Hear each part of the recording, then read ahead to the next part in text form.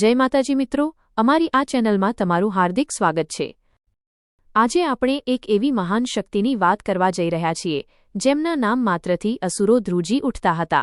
હા, આજે આપણે જાણીશું આદ્યશક્તિ ચામુંડા માતાજીનો પ્રાગટ્ય ઇતિહાસ અને એ સત્ય ઘટના કે કેવી રીતે તેમણે ચંડ અને મુંડ નામના ભયાનક રાક્ષસોનો સંહાર કર્યો અને તેઓ ચામુંડા તરીકે ઓળખાયા।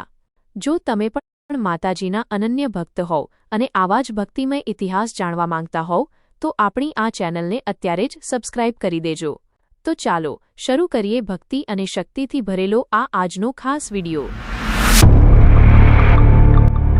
મિત્રો, આજે આપણે વાત કરીશું સૌરાષ્ટ્રની શાન અને લાખો ભક્તોની આસ્થાના કેન્દ્ર સમાન ચોટીલા ધામની। પંચાલ પંથકના આ પવિત્ર ડુંગર પર બિરાજતામાં ચામુંડાનો ઇતિહાસ અને શક્તિની કથા અત્યંત પ્રેરણાદાયી છે। માતાજીનું પ્રાગટ્ય અને ચંડ મુંડનો વધ। પુરાણો અનુસાર હજારો વર્ષો પહેલાં પૃથ્વી પર ચંડ અને મુંડ નામના બે શક્તિશાળી રાક્ષસોનો આતંક હતો। તેઓ ઋષિમુનિઓ અને દેવતાઓને હેરાન કરતા હતા। દેવતાઓની રક્ષા માટે મા ભગવતીએ અવતાર ધારણ કર્યો। જ્યારે મા અંબિકા આ રાક્ષસો સાથે લડી રહ્યા હતા ત્યારે તેમના લલાટમાંથી એક ભયાનક શક્તિ પ્રગટ થઈ જે ચંડી તરીકે ઓળખાયા। માં ચંડીએ અત્યંત રૌદ્ર સ્વરૂપ ધારણ કરીને ચંડ અને મુંડ બંને રાક્ષસોનો વધ કર્યો।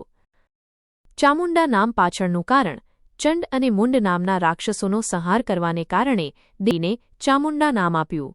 આમ ચંડ વત્તા મુંડ બરાબર ચામુંડા તરીકે માતાજી જગતમાં પૂજાયા। ચોટીલા ડુંગરનો ઇતિહાસ।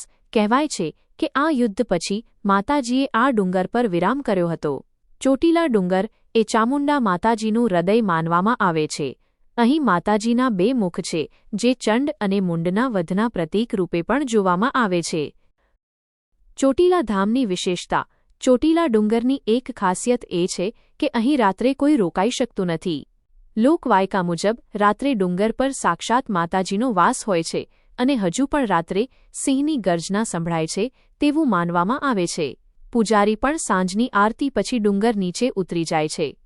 મિત્રો, મારો આ વિડિયો તમને કેવો લાગ્યો તે કોમેન્ટમાં જરૂરથી જણાવજો। જય માં ચામુંડા।